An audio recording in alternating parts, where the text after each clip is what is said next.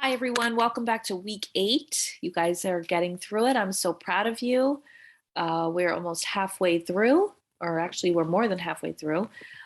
This week, we are focusing on endocrine disorders, and we will do the second part of this next week just to make sure we cover all of the material. So let's go ahead and get started. First thing we wanted to talk about was hypocalcemia, also known as carpopedal spasm. It is exhibited as violent, painful contraction of the hands or the feet. The neuromuscular sign indicates a hypocalcemia. Okay, so this is a sign of hypocalcemia. Differential diagnoses can include parathyroid hormone disease or damage. Transient hypocalcemia can occur from burns, severe sepsis, pregnancy, extensive blood transfusions, acute pancreatitis, and acute renal failure. So know the symptom as well as just be conscious of watching lab values, okay? Another sign of hypocalcemia is Trousseau sign. I'm going to describe it here, but I also put a video within the presentation just to make sure we really get a clear view on what this looks like. So this sign is elicited when you inflate the blood pressure cuff above systolic. And you're going to see a carpal spasm of the flexed elbow and wrist, and an adduct, your thumb adducts over the palm. You flex the metacarpal phalangeal joints, adducted hyperextended fingers, and then it's extended with interphalangeal joints. When accompanied by respiratory distress, obviously it needs an emergency care. So that's a lot of verbiage. I'm just going to show to you what it looks like, and it's abnormal. You know, that hand starts to come inwards as you're doing the blood pressure cuff. It does not look normal. So obviously, if you see this, be conscientious and realize that that is a sign of something that is abnormal, which would be hypocalcemia. Here we go. Let me just show it to you. It's on a quick video of what it actually looks like if you were to check somebody's blood pressure. Trousseau sign is a clinical manifestation of hypocalcemia that is more sensitive than Troustic sign. To elicit Trousseau sign, occlude the brachial artery using a blood pressure cuff. The lack of blood flow exacerbates the existing calcium deficiency in the neuromuscular tissues of the distal arm, causing spasms of the hand and forearm muscles. This leads to wrist and metacarpal phalangeal joint flexion, proximal and distal interphalangeal joint extension, and finger adduction.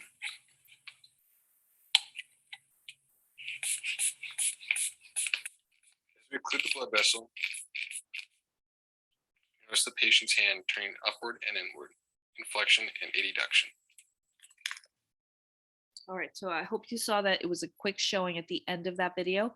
I'm going to show you another video in a minute that's going to include that as well as another sign, the Chostek sign. So again, I'll describe it for you as it's written here. Abnormal unilateral spasm of the facial muscle when facial nerve is tapped. So you literally take your finger across the patient's face and tap it, and you're going to see that the facial muscle starts to move upward with like kind of a spasm. But this is not a good sign. And obviously, if there is respiratory distress with this sign, you obviously need to initiate 911. So here is an actual patient that acquired these signs post-operatively after hypoparathyroidism. So watch this. And this is a pretty young guy too.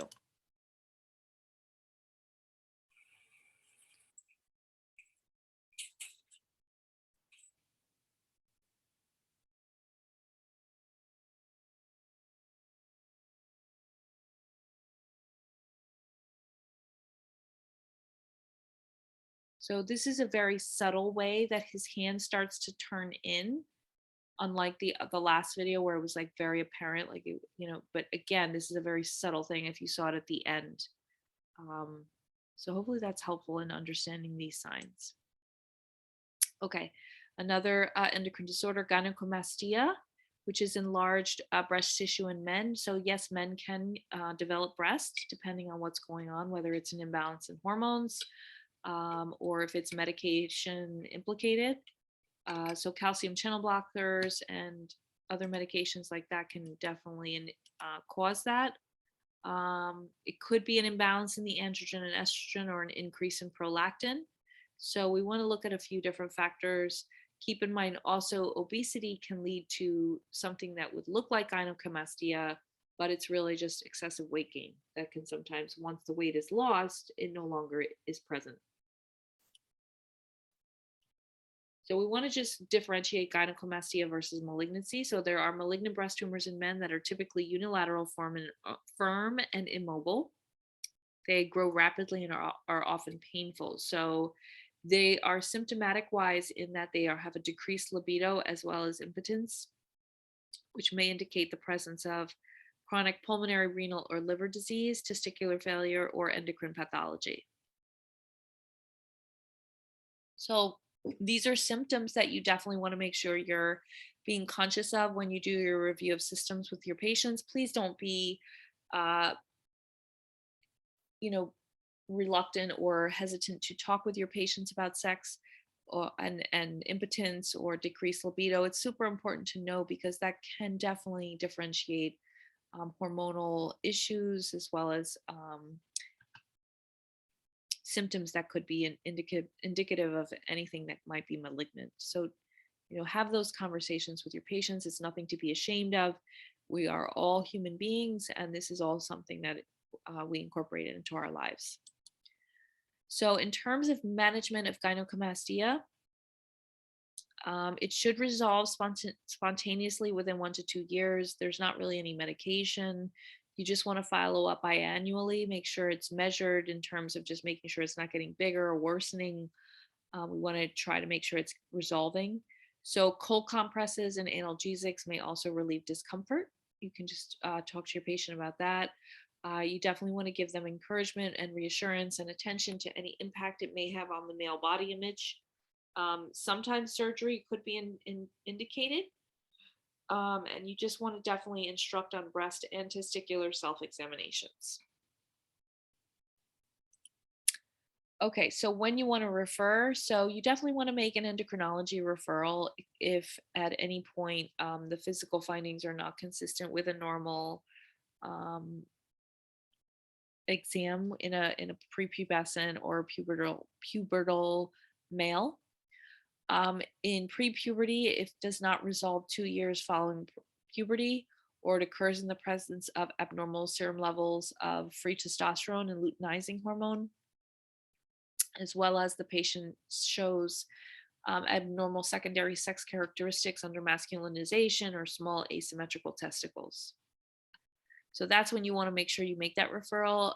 You definitely want to be checking to see if there is a wait for that kind of referral, and maybe just consider making it sooner rather than later, because sometimes there's a long wait for these particular types of referrals.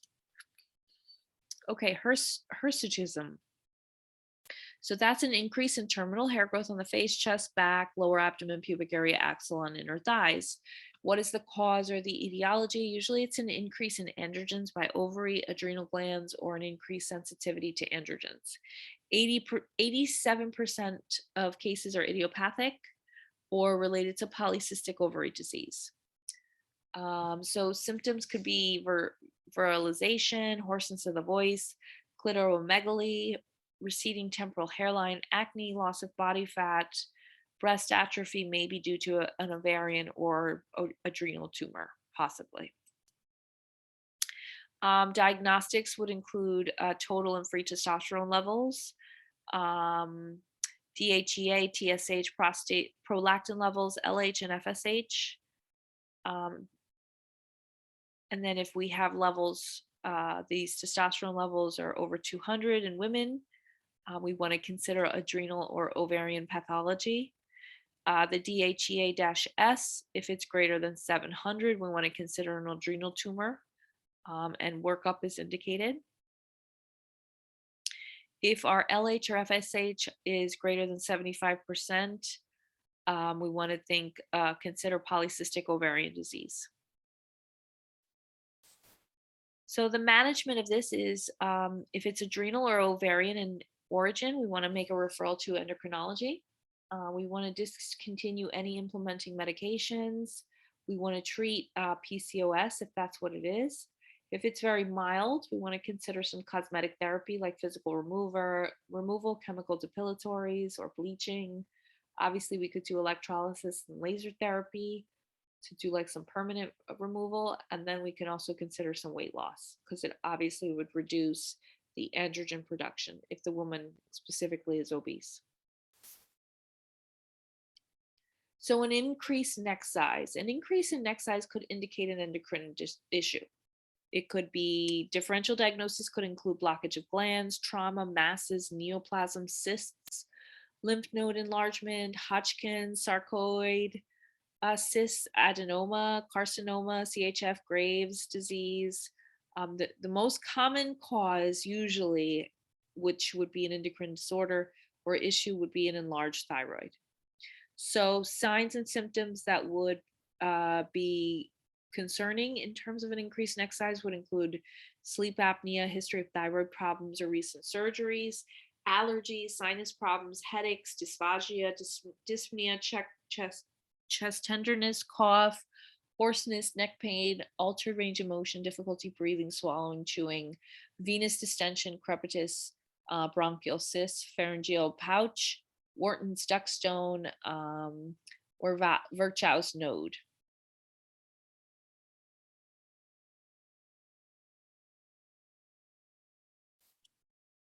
So let's review polydipsia, polyphagia, polyuria. So we know polydipsia is an excessive thirst. Usually the causes are diabetes, endocrine disease, or certain drugs. Polyphagia is excessive eating before satiety. Persistent or intermittent condition is an endocrine and psychological disorder, as well as an increase in metabolism and need for calories. Polyuria is an increase in urine. Excretion may be over 3 liters per day. Conditions that increase hyperosmolarity and increase urination. So we have our algorithm. I mean, most of the time we see these three, the PPPs, and we think of diabetes, but there are other differentials that you need to consider. And here they are listed. So don't be afraid to pull out these, different algorithms to differentiate symptoms such as these. Because keep in mind, it could be things such as diabetes mellitus, renal disease, diabetes insipidus, sickle cell anemia, Cushing's disease, could be drug related, thyroid toxosis. There's a lot of different thoughts of, manifestations of what this could be. So please consider all of your differential diagnoses. That's the big thing that you will be continually reminded of in NP school, is that you always want to consider your differential diagnoses. Do not get locked into a diagnosis without considering all the other possibilities. Okay, so weight gain and unintentional weight loss. Okay, so we definitely assess that as a risk factor. So the idea is that they're ingesting more calories than they can expend. And that's why that's why the patient's gaining weight. That's your typical reason for weight loss. There are also other factors that could be, causing it. That could be in biological, genetic, metabolic, psychological, environmental, social factors. Obviously, the treatment depends on the cause of what is causing the weight gain. In terms of weight loss, we want to try to do greater than 5% of the usual body weight within 6 to 12 months, which may reflect a physical or psychological illness. Okay, so if we have a loss of greater than 5% of usual body weight within 6 to 12 months, it may reflect a physical or psychological illness. So we don't want to lose, more than 5% of our body weight in 6 to 12 months. That's not a good sign. Loss of 10% of body weight in 1 to 2 months is predictive of a poor clinical outcome, and often a presenting symptom for many underlying pathologies. So again, when you're doing your review of systems on your patient, no matter what body system you're assessing in that moment for whatever acute a reason, you always want to determine if the patient has recently gained a significant amount of weight or lost a significant amount of weight. Okay, especially if they are looking cachectic at any level or having any kind of GI symptoms. So weight loss is often, or weight gain is often as a presenting symptom for many underlying pathologies. A decrease in intake or an increase in metabolic needs or combination of the two obviously would be the appropriate way to manage it. Also in terms of managing it, we want to obviously treat the underlying disease. So any intentional weight loss of greater than 10%, we need to consider malignancy or systemic illness. So if somebody just loses a rapid amount of weight in a small amount of time and they're concerned about it, you need to be concerned about it. Okay, hyperthyroidism and hypothyroidism. Let's get into thyroid disease. Okay, so the big focus we need to make sure that you know for your clinical practice and your boards is how to differentiate a hypo versus hyperthyroid. Hypothyroid is Hashimoto's versus hyperthyroid is Graves. Okay, make sure you remember that and just really try to memorize that. You want to make sure you're able to differentiate what the labs look like in terms of TSH, T3, T4, and other common tests you would want to focus on for evaluating the thyroid. You will see hypothyroidism a lot in practice, so you need to be able to recognize what it looks like and how to manage it. And like I just said before, like knowing all this is so important because there are questions on the boards very much geared towards managing the thyroid. Okay, so how do we differentiate? Remember, there is an inverse relationship. If you have a hyperthyroid, your TSH is low. If you have a hypothyroid, your TSH is high. Hyperthyroid, you want to watch for palms of hands reddened and patient complaints of pharyngitis and difficulty swallowing. Hypothyroid is much more common. There's a strong differential, and you should send labs for patients with a complaint of depression or weight gain. So anybody who is complaining of weight gain or depression, especially at a younger age, you want to 100% check their thyroid. So here's a review of the thyroid gland. So you have your trachea, and this is where it sits. You've got your left lobe and your right lobe, right? And then the larynx is right there above it. Okay, so for hyperthyroidism, remember we're looking for a decrease in the TSH, an increase in your T3. So women are at greater risk than men, peaks 20 to 40 years old, often occur spontaneously. Graves' disease is the most common in the United States. So it's an autoimmune disorder, and it's the most common form of hyperthyroidism in pregnancy. It can also be a result of an excessive intake of thyroid hormones, and it causes alterations in growth, metabolism, and development. Long-term effects of inadequately treated hyperthyroidism causes heart disease, osteoporosis, mental illness, and infertility. Subjective. Okay, so the subjective symptoms depend on the duration of the excess hormone release. The symptoms don't always correlate with the amount of thyroid hormone secretion. Things you're going to see in your patient are anxiety, diaphoresis, fatigue, heat intolerance, palpitations, weight loss, insomnia, fullness or pressure in the neck with an enlarged thyroid. They're probably going to have exercise intolerance, tremors, lower extremity edema, weight loss with an increased appetite, menstrual irregularities, frequent bowel movements or diarrhea, exertional dyspnea, blurred vision, proptosis, photophobia, double vision, difficulty to concentrate, irritable, and emotionally labile. Thyroid may be enlarged, nodules may be palpable, and a bruit may be heard over the thyroid gland. So again, these are all things you're going to be seeing, or the patient's going to be telling you. They're going to have tachycardia. We're going to have decreased strength in the extremities and fine tremors of the deep tendon reflexes. So also keep in mind in the elderly, in terms of geriatric considerations, the elderly may present with failure to thrive.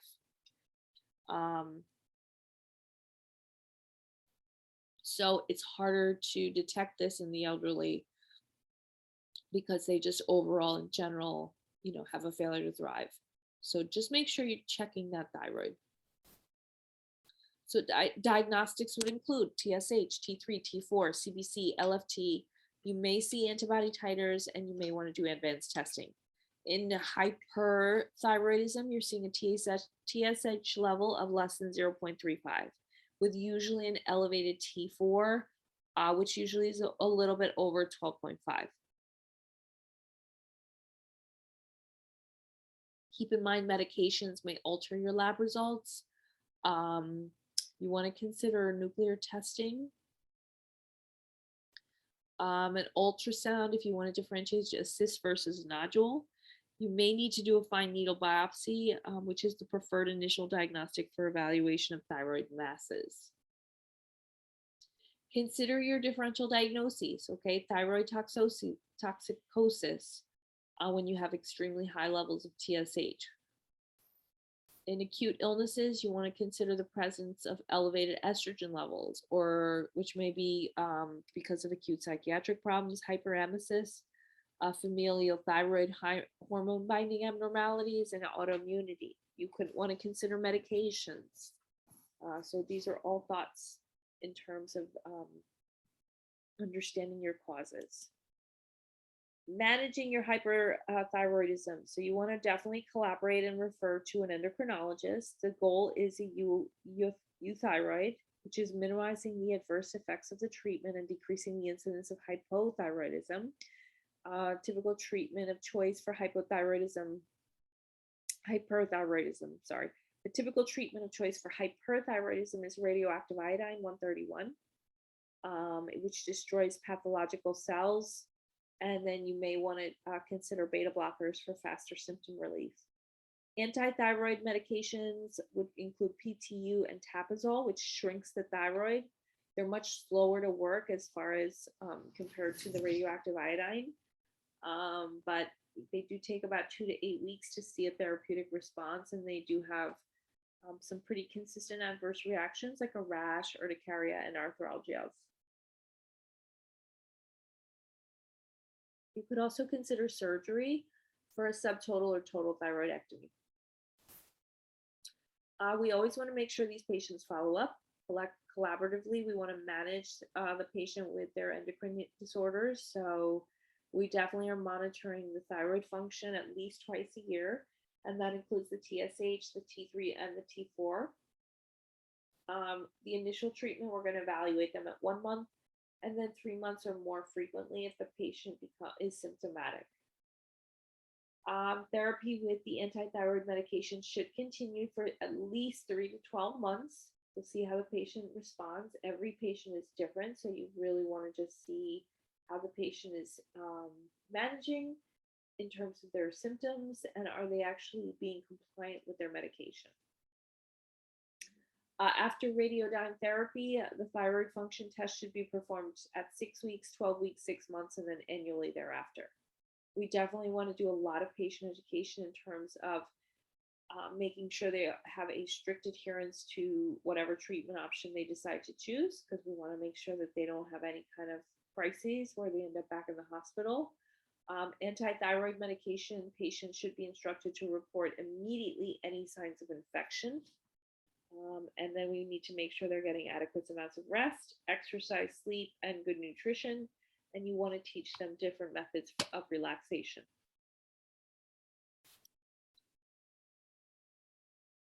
Okay, so here's a table of the consistent different causes of hyperthyroidism, common and rare causes. Just know your symptoms. The most important are your Graves' disease, pituitary adenoma, metastatic thyroid cancer, your pregnancy, high dose amiodarone. Those are really important to know, what they're coming from and how to treat them. All right, so here's Graves' disease and the clinical presentation. It is the most common cause of spontaneous hyperthyroidism. It's strongly correlated with other autoimmune conditions such as vitiligo, type 1 diabetes, pernicious anemia, myasthenia gravis, or adrenal insufficiency. In Graves' disease, we have a presence of antibodies to the thyroid stimulating hormone receptor.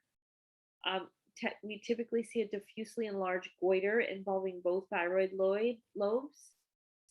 Usually the goiter is often firm. You also will see some hyperthyroid ophthalmopathy, which includes periorbital edema, conjunctival edema, and injection known as chemosis, proptosis, lid lag, diplopia.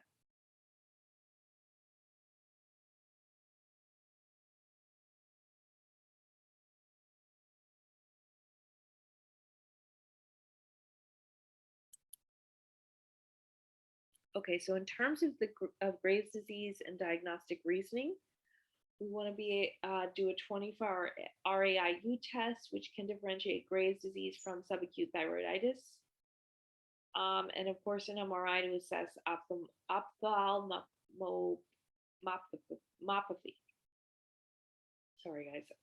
In terms of treatment, we want to just consider antithyroid drugs, radioactive iodine, and possibly surgery. But none of these will actually fix the underlying issue if it's an autoimmune process. So a lot of the times, ablative radioactive iodine is one of the most common treatments. Okay, next we have subacute thyroiditis. The most common cause of thyroid toxicosis is that. So it's usually caused by glandular inflammation and follicular cell destruction. It's viral in terms of cause. It's more common in middle-aged adults between 40 and 50, greater in women than men, and it's also called the silent thyroiditis, which is a form of subacute thyroiditis thyroid gland and is moderately enlarged and non-tender. It can be firm, painful thyroid with enlargement. You possibly have a low-grade fever. It's sometimes swollen, not always tender. So in terms of diagnostics, it's as with any suspected hyperthyroidism, you want to do a 24-hour RAIU test, which can differentiate Graves from subacute thyroiditis. Management is self-limiting. We're going to consider anti-inflammatory agents and prednisone. Following a thyroiditis, you may experience transient hypothyroid state, and they may need a thyroid hormone until they return to a euthyroid state. Okay, thyroid storm. This is an emergency. You want to call 911 if your patient is presenting in a thyroid storm, and they may be hospitalized for oral and intravenous hydration. It may be precipitated by an acute infection, trauma, a stress trigger in a patient with hyperthyroidism, uncontrolled diabetes, a severe drug reaction, a withdrawal of antithyroid medication, or radioactive iodine therapy. You'll see fever, tachycardia, arrhythmias, atrial fib, anxiety, psychosis, and malignant exophthalmos. How we treat is with thyroid blocking medications such as beta-adrenergic blockers, PTU, radioactive iodine, or corticosteroids. All right, subclinical hyperthyroidism. So subclinical hyperthyroidism. It's characterized by undetectable TSH levels and normal levels of T4 and T3. Treatment of subclinical hyperthyroidism remains controversial. So the big thing with this is you want to refer to the endocrinologist. To be honest with you, as long as they're available, you want to make the referral to an endocrinologist if you're dealing with any of these issues, because you want to make sure you have all the expertise you can to make sure these patients are managed the most effectively. Hypothyroidism. So this is a slow progression of thyroid hypofunction, which is insidious. Usually the onset progresses slowly. With congenital hypothyroidism, the deficiency is present at birth. Usually hypothyroidism is more common in women than men, more common in Europeans than Hispanics or African Americans. Over 95% of patients with hypothyroidism have primary or thyroidal hypothyroidism involving the dysfunction or atrophy of the thyroid gland. So that's a big deal. Make sure you realize that. Like, most people who have hypothyroidism have some other stuff going on as well. Medications include amiodarone, dopamine, lithium, interferon A, thalidomide, and stabudine.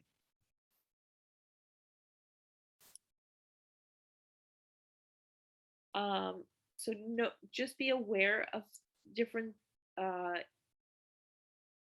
autoimmune disorders of thyroid disease, which would also include hypothyroidism, which would include Hashimoto's thyroiditis, which is the primary hypothyroid form of autoimmune thyroid disease. Usually that starts between 30 to 60 years old. One of my friends in her very early 30s randomly got diagnosed with Hashimoto's thyroiditis. So you have your iatrogenic hypothyroidism, which often occurs after following treatment with radioactive iodine or surgery. So iatrogenic hypothyroidism is after like you've already received some kind of radioactive iodine or treatment. Secondary hypothyroidism is the failure of the pituitary gland to secrete an adequate amount of TSH. Tertiary hypothyroidism is an inadequate secretion of the TRH by the hypothalamus, or failure of TRH to activate its cognitive receptors within the pituitary, which leads to peripheral resistance. And then we have central hypothyroidism, which is the direct impingement by tumors on the pituitary gland or the hypothalamus. Hypothyroidism and its pathophysiology. So, like, you basically just need to remember that the basic issue with hypothyroidism is that the production of T4 is inadequate, and then the thyroid gland becomes enlarged. It stimulates hypertrophy and hyperplasia of the thyroid gland, resulting in a goiter. Autoimmune form of hypothyroidism results in a body pathologically recognizes the thyroid antigens as foreign.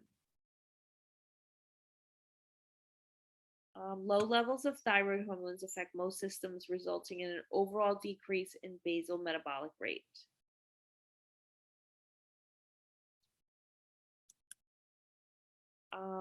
So hypothyroidism varies age at onset, duration of illness, severity, and sometimes it's nonspecific.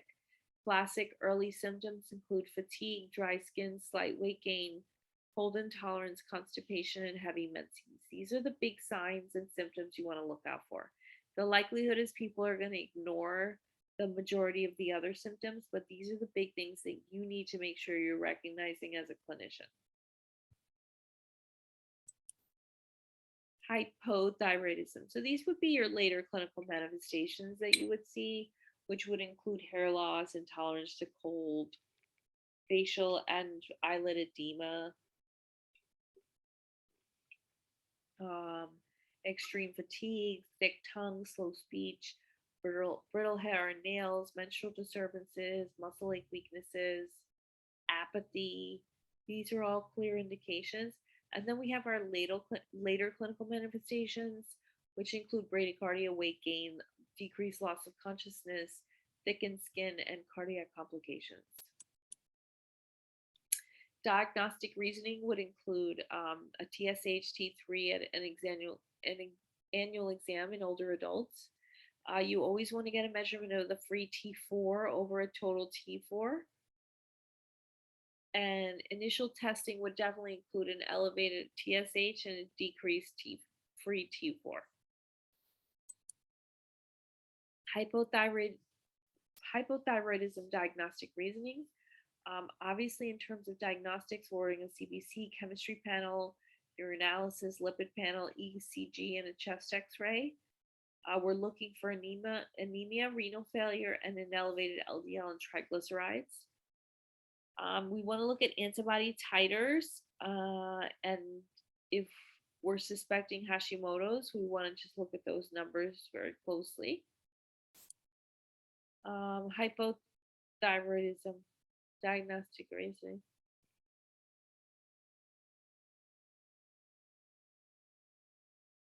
So just keep in mind, TSH levels normally peak in the evening and are at their lowest in the afternoon.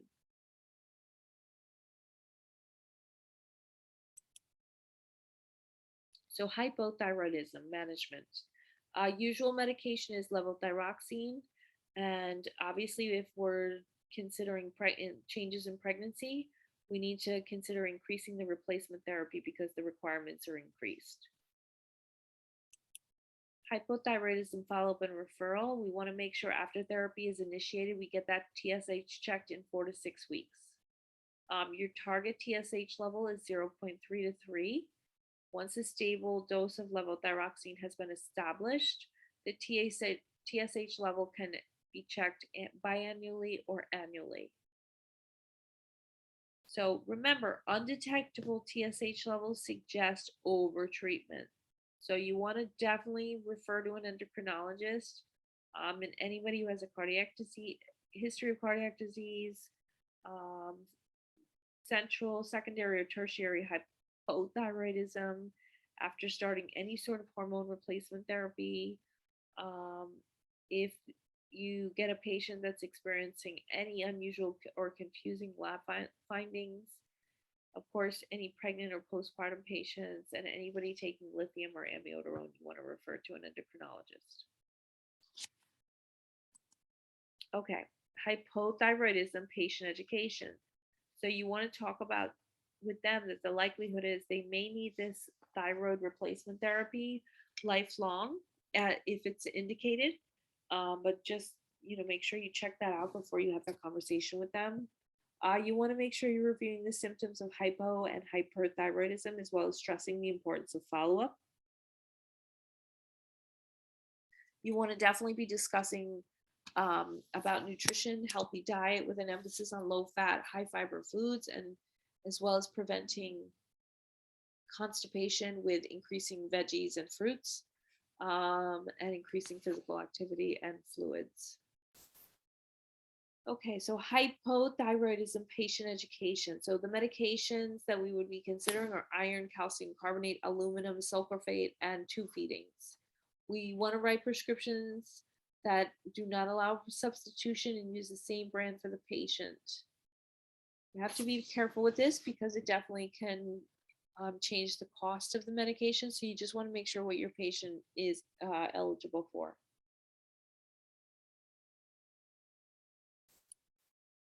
Myxedema coma. So this is a life-threatening state of a multi-organ failure. It leads to progressive respiratory depression, decreased cardiac output, fluid and electrolyte abnormalities, and as well as including hyponatremia. So just keep in mind, these are the symptoms you're going to see. Hair is dry, coarse, sparse. They have lateral eyebrows that are probably thinning out. Periorbital edema, which is always a concern no matter what's going on with your patient. And then puffy, dull face with dry skin. Next, we have subclinical hypothyroidism. So this is when we have a presence of normal free T4 with an elevated TSH. The clinical presentation is a few of these patients report symptoms or that the symptoms are just kind of non-specific. We want to consider diagnostic evaluation, and the initial testing would include mildly increased TSH as well as a normal T4 free level. So subclinical hypothyroidism, the management can be controversial, but the American Thyroid Association recommends that treating subclinical disease when the TSH is greater than 10. Antibodies are present. Their serum lipid levels are abnormal. The patient smokes. The patient is symptomatic at this TSH level. But the data can be so it says, however, the data regarding the treatment of asymptomatic patients with TSH levels between 4.5 and 10 are inconclusive. Interesting. So some patients with subclinical hypothyroidism feel better when treated with levothyroxine. If the patient or the clinician decides that they're not going to treat the patient, then the patient should be reevaluated again at 6 to 12 month intervals for the evidence of more clinical and biological loss of thyroid function. So that's a good parameter to work with. Keep in mind, a lot of the times your patient may decline certain treatments or say they don't want to do anything at this time. These are good parameters to work with So just keep that in mind. You want to just say to them, how about we work in 6 to 12-month intervals? Keep an eye on your blood work to just make sure nothing is worsening. Sometimes if you give patients like a numerical value in terms of limits and boundaries that you're going to do with what their wishes are or are not, it makes them much more pliable and agreeable to following your clinical advice. So keep that in mind. Next, thyroid cancer. So the clinical presentation is usually a lump or a nodule in the neck. It's usually painless, tight or full feeling in the neck with difficulty breathing or swallowing, hoarseness, hemoptysis, swollen lymph nodes. A new onset of hoarseness with hemoptysis is strongly suggestive of a malignant growth. Progressive dysphagia and shortness of breath may indicate invasiveness. Just keep in mind that 4 to 7% of people have a palpable thyroid nodule, making clinical examination of the thyroid an ineffective method of screening. And that's a little drastic to say it's an ineffective method of screening. I would say it's just not 100%, accurate. Differentiated thyroid carcinomas are commonly present as a thyroid mass or nodule. Malignant neoplasms are known to be fixed, non-tender, firm, and irregular in shape, although only a biopsy can rule in a malignancy. So even though you're feeling it and you may know exactly what it is, you need a biopsy to actually say and diagnose that it is a malignancy. So keep in mind, in terms of thyroid cancer, your physical examination should include examination of the tongue, oropharynx, and cervical spine for swelling, nodules, or tenderness. Thyroid cancer diagnostic reasoning. A biopsy is only reliable method of differentiating benign from malignant lesion. Nodules are mostly in men with persons less than 20 or greater than 60. Family history of thyroid cancer or those with personal history of exposure to radiation are suggestive of malignancy. Multiple nodules of the same consistency are more likely to be benign, and fewer than 5% of nodules are malignant. Prognosis is very, very good for thyroid cancer if it's found early, less than 2 centimeters in diameter, and have a favorable histological type, and has not invaded locally or metastasized. So diagnostics would include an ultrasound. Subsequent testing would include a FNA biopsy. Elevated serum calcitonin is a strong tumor marker of medullary thyroid carcinoma. We would want to reevaluate our radioiodine uptake and our CT and MRI. Differential diagnoses include lymphocytic thyroiditis, benign thyroid nodule, regional lymphadenopathy. If a medullary thyroid carcinoma is diagnosed, it is critical to take a thorough family history. Thyroid cancer initial management. So any swelling could be suggestive of malignancy, should be referred to an endocrinologist. Any kind of weird abnormal growth that you're seeing in your patient's thyroid area, throat area, do not hesitate and make a referral. Subsequent referral to an oncologist for surgery if indicated, and possibly a radiation or medical oncologist once a diagnosis of cancer has been established. Possible radioactive iodine therapy to ablate any remnant of the thyroid tissue, and thyroid replacement therapy is initiated to suppress TSH to a goal of 0.1 per ml. Some forms of malignancy have unique treatments, and long-term prognosis really depends on the type of treatment you decide on.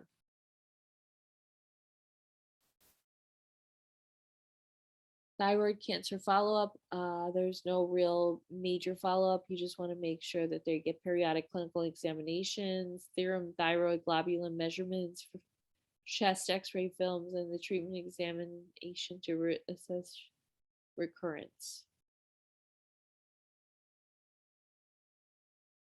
So followed closely. So thyroid cancer is followed closely during the first 3 to 4 years following surgery, because recurrence is more likely within this time. A total thyroidectomy requires thyroid hormone replacement for life, and patients with medullary carcinoma should be offered RET proto-oncogene testing. If positive, all first degree relatives should be offered the RET mutation analysis as well. There's a lot of genetic testing that can give us a lot of good information before people have to go through what they have to go through.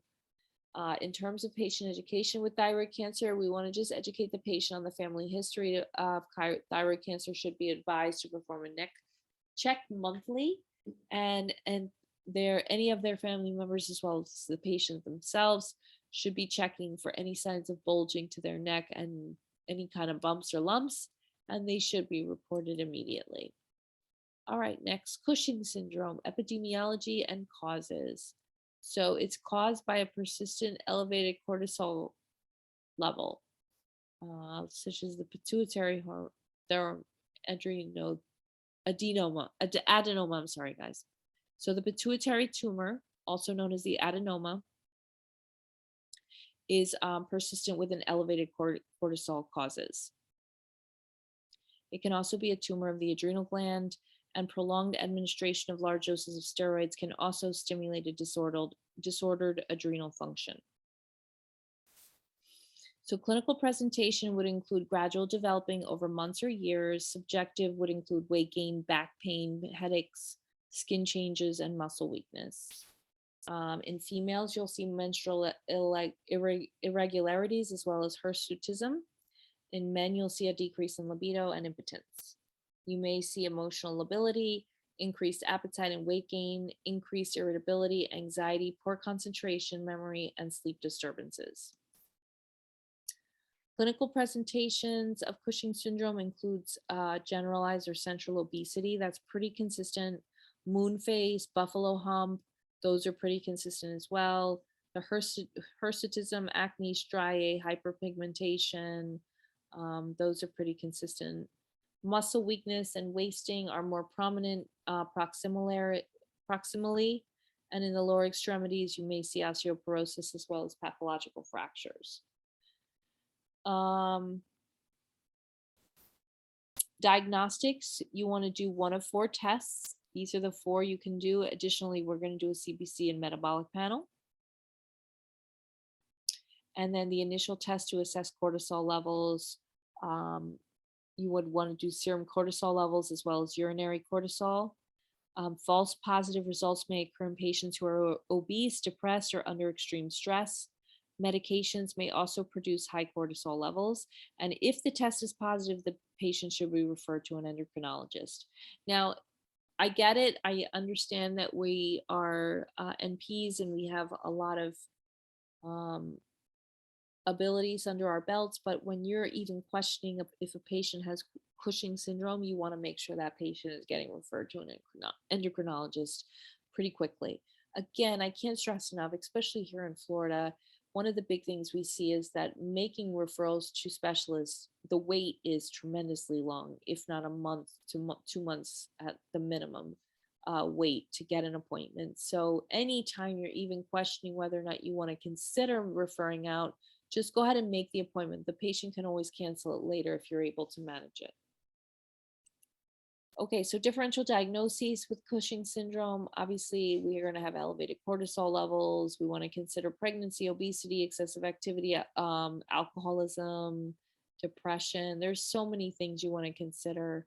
Again, you want to consider referral to endocrine and surgery. The goal of treatment in Cushing syndrome is to reduce the cortisol levels to a normal value by treating the underlying cause, right?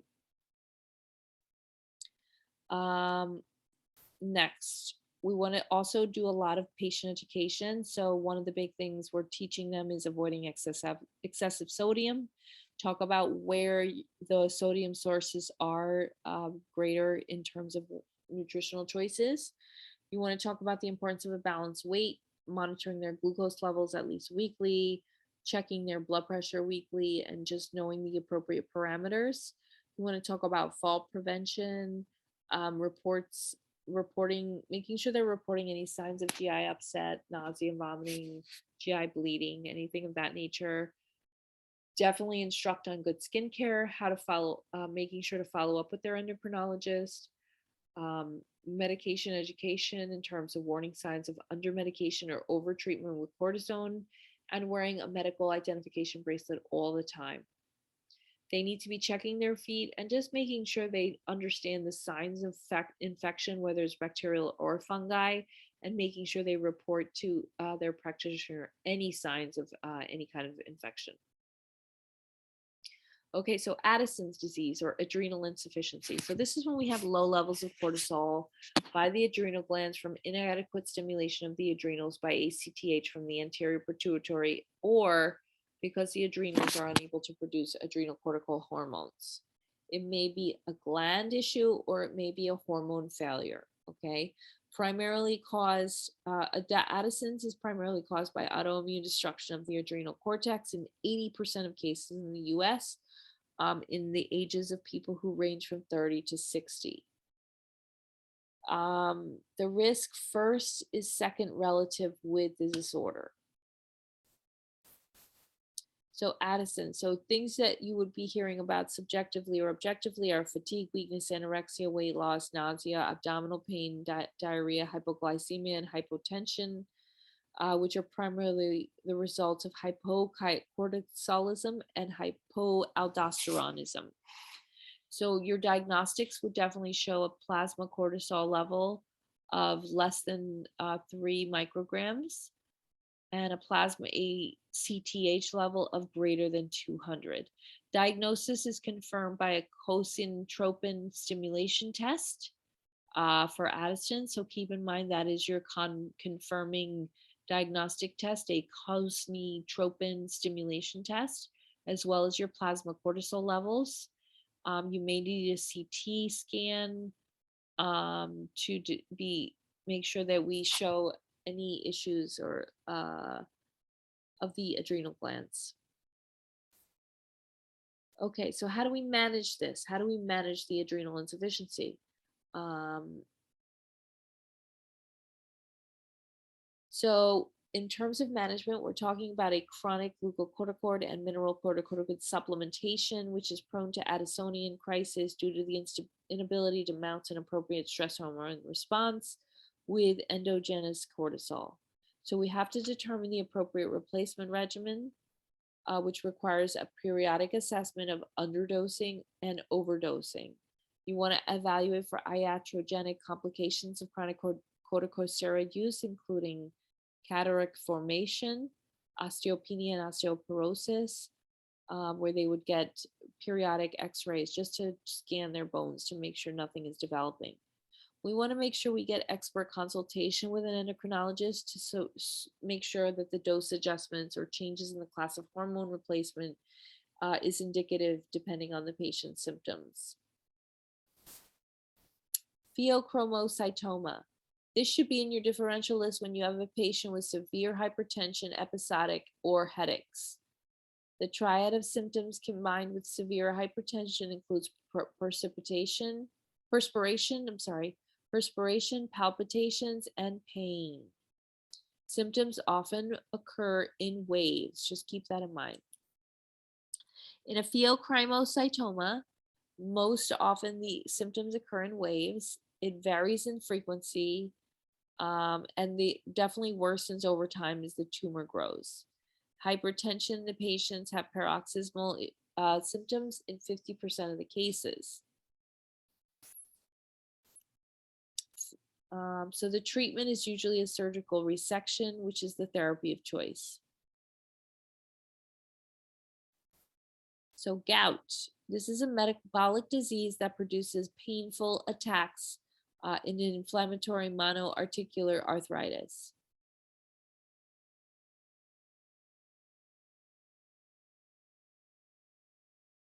So gout is definitely a very painful disorder. It's an inflammatory monoarticular arthritis, and it is caused by an overproduction of uric acid. It affects men greater than women. It peak incidence between 40 to 50 years old, and it's more prevalent in Black males. And it's definitely more prevalent in people who have a family history of it. The main medications to treat it are thiazide diuretics, but you also want to make sure that you are making sure these patients are limiting their alcohol intake because that can 100% exacerbate their gout flare-ups, as well as making sure they're watching foods that are purine rich foods. Okay, so the etiology of gout is usually from monosodium urate crystals that are found out of body fluids and go into the joints, soft tissues, and cartilage. The acute attacks are more likely to occur at lower serum uric acid levels in persons with alcoholism due to decreased urinary excretions. There is an increase in incidence of hypothyroidism in persons with confirmed crystal aspirates in synovial fluid. So that's important to know. Because that's something we need to make sure we're monitoring. Remember, the presentation is acute, usually in onset. It's extremely painful, monoarticular in joint, redness, tenderness to touch, and really no known trauma. Usually it hits the big toe. It's less common in the knee or any other ankle joints, but it may extend into the hands. You definitely wanted to understand the stages and classifications. So patients often present in acute phase.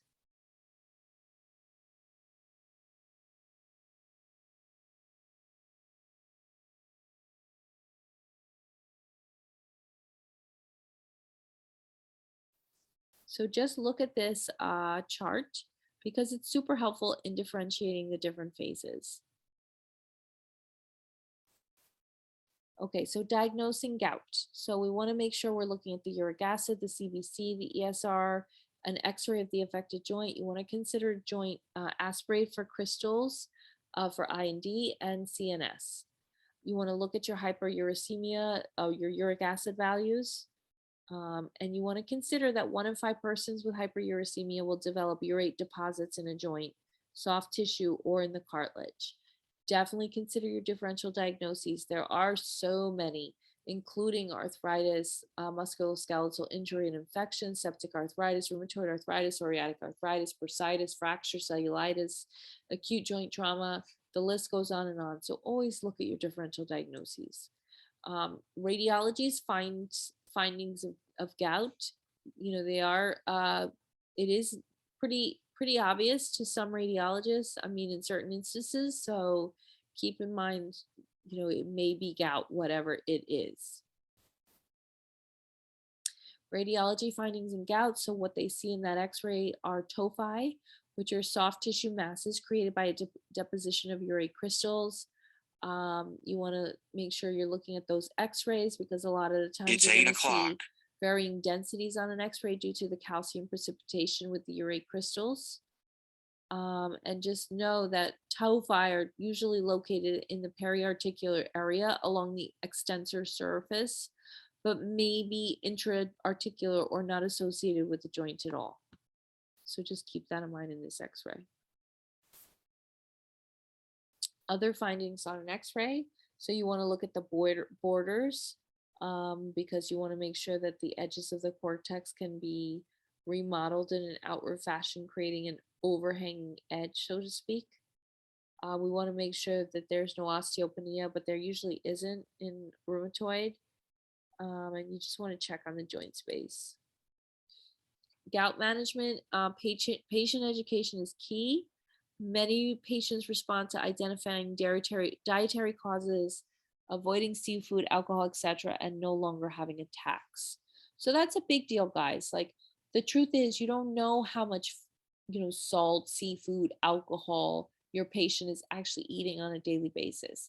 At this point in time, we have free access to everything, whether it's free delivery, for food, alcohol, groceries, whatever it is, you name it.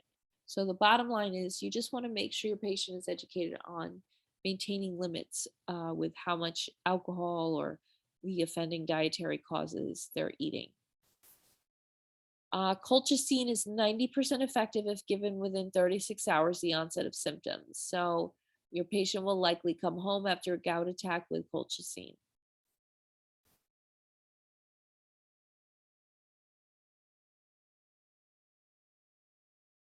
So before initiation, in terms of long-term gout management, we want to make sure we're doing a 24-hour uric acid excretion test to differentiate hypersecretors versus hyposecretors, because pharmacological management of the two conditions differs.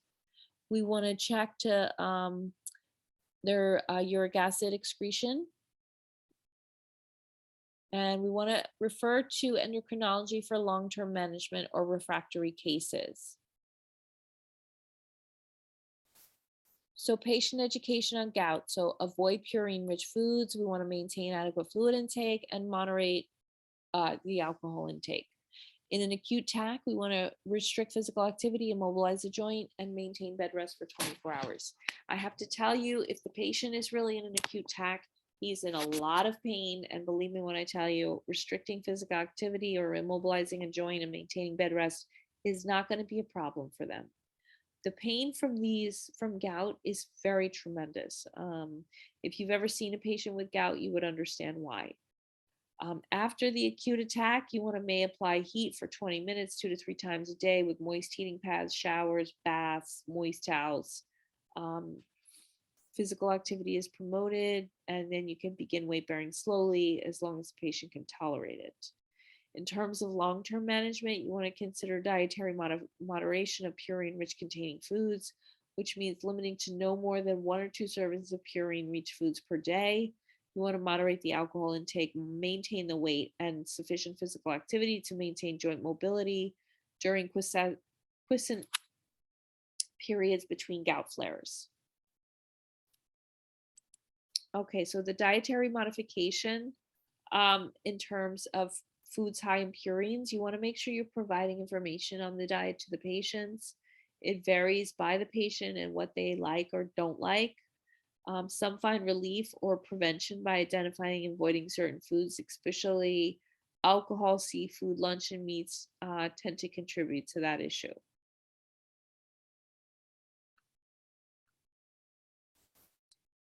Okay, so this is what a British cartoonist painted in terms of depicting the agony of gout. I've never had gout, but I have met quite a few patients as well as friends with gout. And I have to say, it's probably one of the most painful things that I've seen in a long time in my career that I've seen pretty consistently. So gout is usually in the first metatarsal phalangeal joint, and that's the typical presentation. You're going to see swollenness, redness, and an inflamed joint. That's what it looks like usually.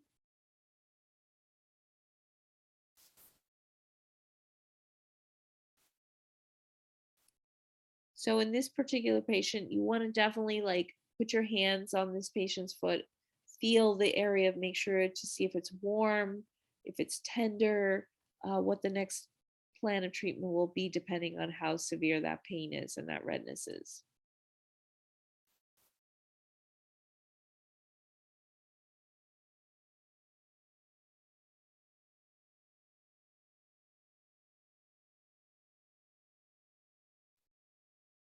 Next, we're going to get into obesity. And here we're going to talk about an excess of adipose tissue.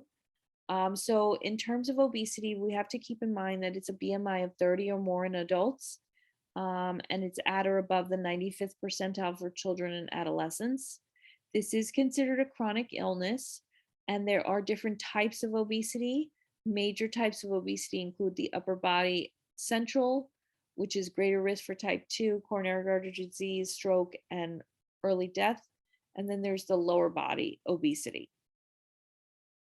So keep in mind, I just wanted to make sure you guys are aware of how to calculate the BMI, and just make sure, there's plenty of BMI calculators out there.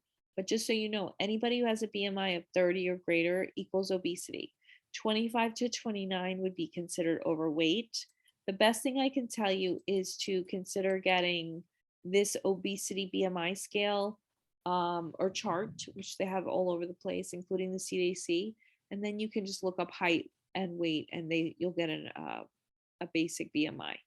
This is a really helpful chart.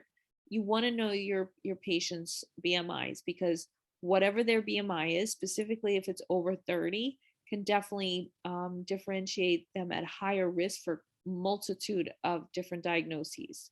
So that's something you always want to document in backing up anything that you're ordering or deciding that you feel would be important for this particular patient based on their risk factors. So know how to calculate a BMI. Just know where your resources are in terms of calculating it if you don't want to use the calculator. In terms of the epidemiology and causes of obesity, it's an epidemic in the United States today. 35% of men and 36% of women are obese in every single country of the United States of America. African American women are more likely to be obese, and the incidence of obesity is higher in lower socioeconomic status, regardless of race. We spend billions of dollars a year on obesity and its comorbidities. So it's really important that we start to try to advocate to our patients on how to make changes to prevent obesity from causing such issues in their lives. So a BMI and central obesity, again, diagnosis based on a BMI of 30 or greater would contribute to obesity diagnoses. This is important for you to know in terms of insurance purposes. You need to make sure you're diagnosing those patients that are walking into your facility that are of a BMI 30 or greater. Because if they are and you're missing that diagnosis, you're missing out on money for your facility, money and resources. So it's in extremely muscular individuals, a BMI is not accurate gauge of obesity. In such cases, a body fat analysis will yield more accurate information about body composition. So just keep in mind the BMI is calculated by taking the body weight in kilograms divided by the height in meters squared. The BMI remains the measurement most frequently used in research and clinical practice because it is so easily calculated.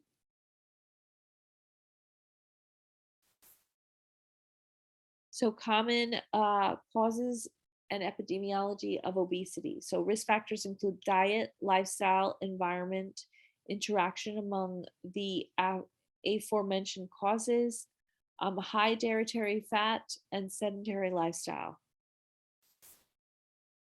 Obesity affects almost everybody's system and is associated with an increased risk of multiple diseases. So we want to just go over the consequences of obesity, which is pretty tremendous and affects pretty much all systems within the body, as you can see in this box.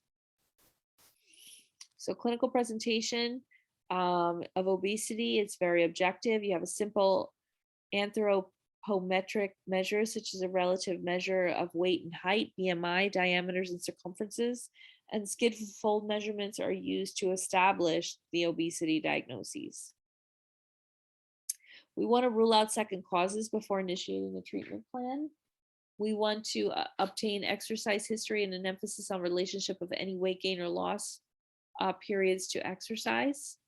We want to ask specific questions to assess the current or past eating disorders, which are very essential to knowing what's currently going on with this patient.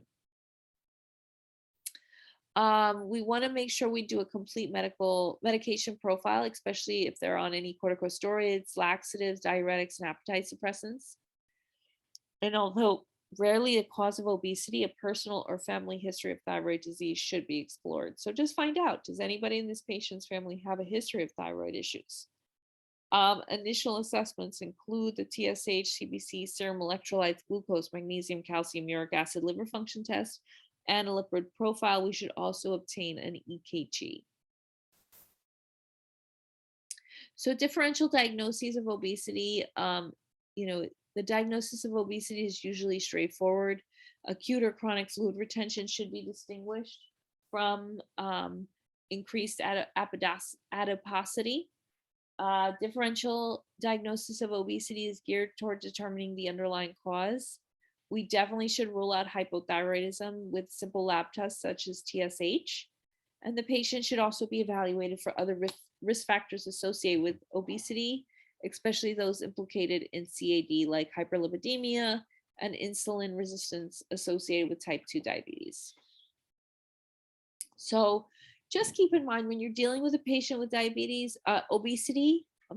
you're dealing with a patient with obesity, you're going to automatically start to evaluate for the other basic risk factors that a patient with obesity would have, which is the comorbidities such as CAD, hyperlipidemia, insulin resistance, diabetes, um, hypertension. You want to just go ahead and start to rule those out in this patient, because the likelihood is if they're obese, especially morbidly obese, they have corresponding comorbidities that you want to just go ahead and quickly address. So management, the clinical management of obesity requires a balancing of energy intake and expenditure.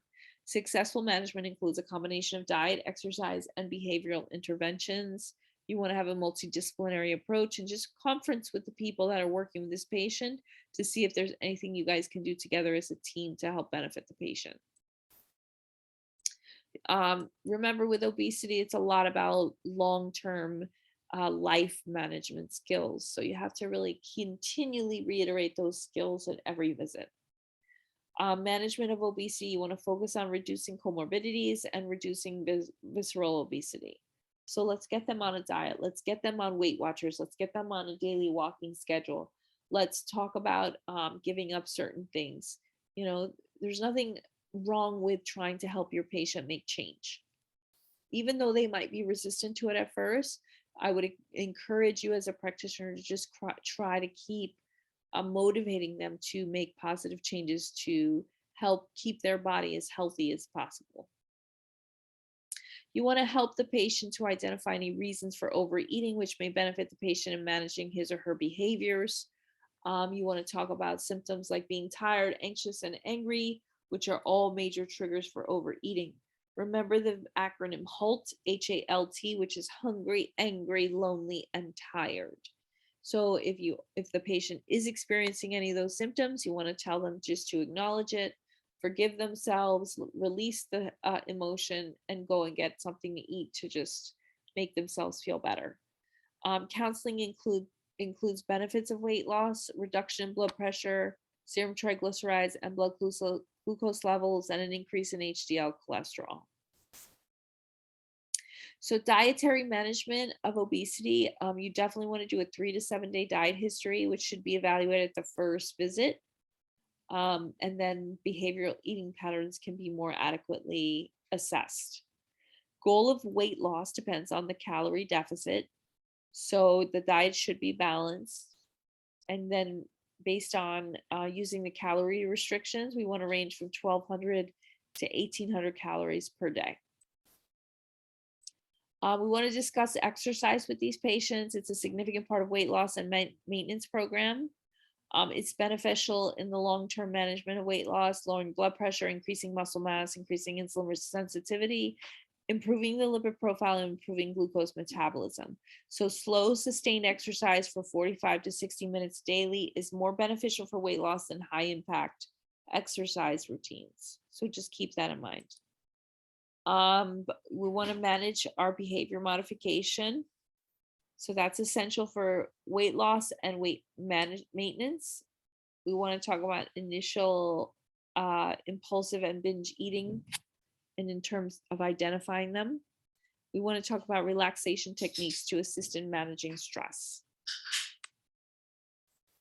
So obesity. So things that have been approved by the FDA for weight loss include Ally, Belviq, Quasemia, Contrave, and Saxenda. Those are our pharmacological things that we are now approved to give over. I think prescribed. So prescribed for helping in weight loss.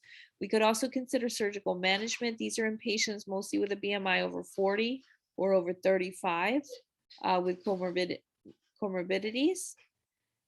It's usually not considered until the obese patient has failed more than one conventional weight loss method. So these are patients that really, really need help. Bariatric procedures include gastric banding, sleeve gastrectomy, ROOC-CNY gastric bypass or RYGB. May have 50% loss of their initial body weight when they do these procedures. The key with these procedures is that the patient actually keeps up with it going forward after the actual procedure is done. So you want to make sure you're counseling them on regarding potential complications. You want to make sure that you're making them aware of specific needs for supplementation, and diet and eating habits will definitely change. They go to much smaller portions after they have that surgery. All right, guys, that's it for this week. I hope you have a great week. I hope this PowerPoint was super helpful. And I will see you next week. Thank you.